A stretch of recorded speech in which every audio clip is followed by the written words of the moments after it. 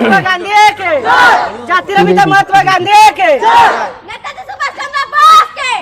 नेताजी सुभाष चंद्र बोस के नेताजी सुभाष चंद्र बोस के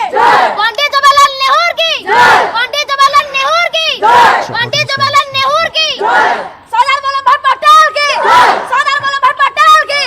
सरदार वल्लभभाई पटेल की डॉक्टर अम्बेडकर के डॉक्टर अम्बेडकर के डॉक्टर अम्बेडकर के वंदे वंदे वंदे Respected principal sir, esteemed other teachers, madams, and my elders, and my affectionate and love towards my students, near and dear my students, on the behalf of prosperous 76th January 26th, on the behalf of Republic Day, we gathered here. First of all, I would like to thank all of my teachers who has privileged me and advantaged me to give me a such big platform to deliver my speech, which is very special for me, so that I would like to tell so many things to in front of our students. Good morning, very good morning to all of you. 1947 मसीहा August मास 15 तारिख दिन आम देश स्वाधीन होता। 1947 मसीहा August 14 तारिख राति 12टा बेले भारत एवं पाकिस्तान भितर जो समझौता होता से माने दुई देश भाग भाग हो जाते से इंग्रेज मान आनी परमिशन आनी लीग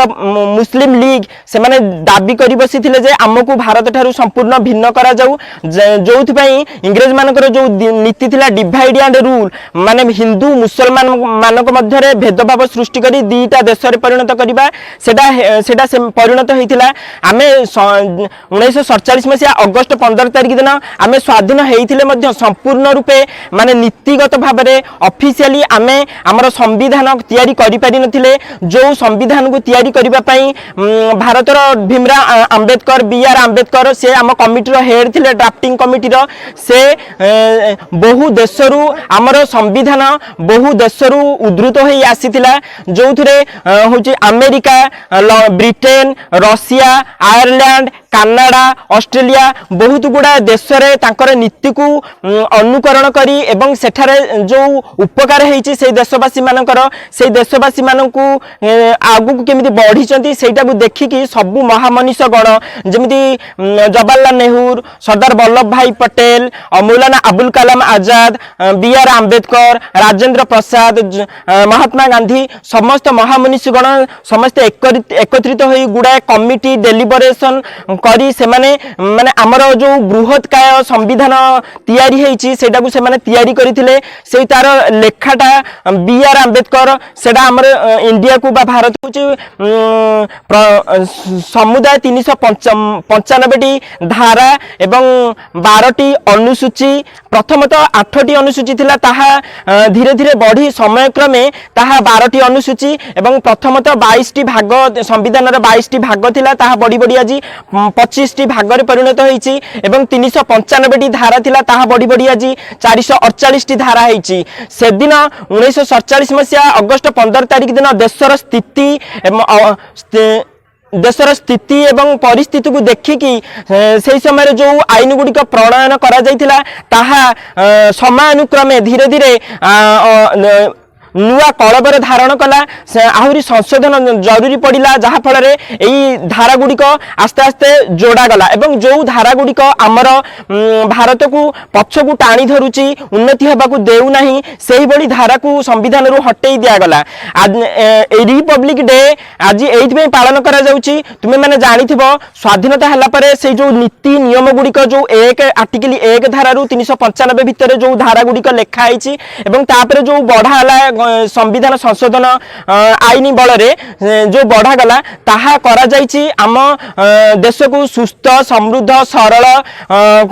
एवं प्रगतिशील करबा पई ताहा गोटे अभिप्रेरणा बा ताहा गोटे दस्तावेज से गुड़ाए नीति नियम सब लिखा जाइछि जो नीति नियम को मानि चलिले आम देश निश्चित गोटे विश्व दरबार रे आहुरी उन्नति करि परिबो जो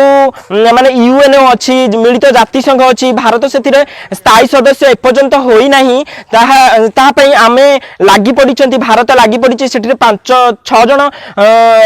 6टी राष्ट्र स्थायी सदस्य अछंती भारत सेथिरे नाही भारत लॉबी करूछि सेथिरे स्थायी सदस्यता हासिल करबा पई कारण होछि अमेरिका एवं अमेरिका ब्रिटेन फ्रांस चीन रशिया भली बड़ बड़ देश गुड़िक से अधिपत्य जाहिर करुचंती से जहाँ चाहूचंती विश्व दरबार रे बा विश्व स्तर रे सेया करि पारुचंती एवं भिटो पावर बल रे से कोन करुचंती ना कोनोसी नीति नियम को भी माने बंद कर दे पारुचंती किंतु भारत गोटे आमर जो 3 प्रकार देश रहउची प्रगतिशील देश एवं उन्नत देश एवं अनुन्नत देश developing country under developed country एवं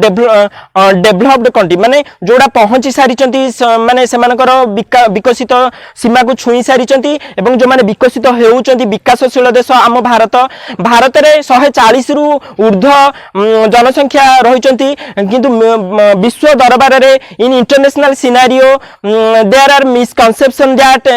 so many India is a populous country which creates many problems but that doesn't matter because many people creates many minds and many minds creates many mind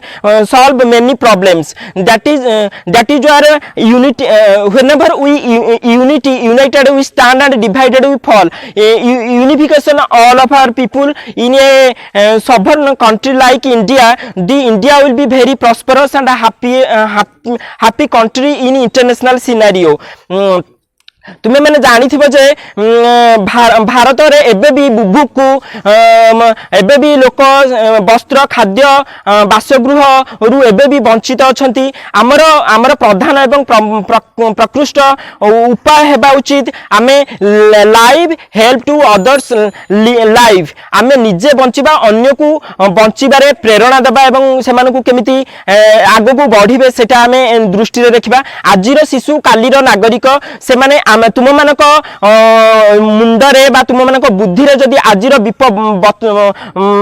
आजिर जो मंजीटा को आमे माने जदी बुणी देई पारिबु ताहले next generation बा परवर्ती पीढ़ी जो माने आसीबे सेमानकु देशटा को चलैबा पे बहुत सुविधा हबो तुमे माने जानिथिबो हेल्थ आ एजुकेशन लॉ सेडा निहाती दरकार तुमे माने जानिथिबो आईन ही सबुठु ऊर्ध्वरे आईन हाथ सबुठु लंबा तुमे माने जदी आईन को माननी चलिबो एवं आईन को सम्मान दब जेमिति कि जातीय पताका को सम्मान दब जातीय गौरव को अक्षुण्ण रखिबो तुमे जानिथिबो होजी भारत होजी गोटे सोभन सेकुलर रिपब्लिक डेमोक्रेटिक कंट्री ता माने हैला भारत निज निजर डिसिजन नै पारुची कारण से निजे स्वाधीन तुमे 1949 मसिया नवेम्बर 26 तारिख दिन स्टार्ट हेतिला संविधान रो माने लेखा लिखिटा एवं से ड्राफ्ट एटा देइथिले तापरे होजी कार्यकारी हैला फुली कार्यकारी हैला जनवरी 26 1950 किंतु 1930 जनवरी 26 रे पूर्ण स्वराज जो पैक्ट हेतिला इंडियन नेशनल कांग्रेस बा जातीय कांग्रेस जो करिथिला सेही दिन ठकु से माने स्थिर करिथिले जे जनवरी 26 टा को आमे पालिबा गोटे रिपब्लिक डे हिसाब रे तुमे रिपब्लिक माने बुझ जे जो राष्ट्र रो राष्ट्र मुख्य परोक्ष भाव रे लोक मानक द्वारा निर्वाचित होइथांती से मानकु रिपब्लिक कहा जाय गणतंत्र होची लोक मानकर शासन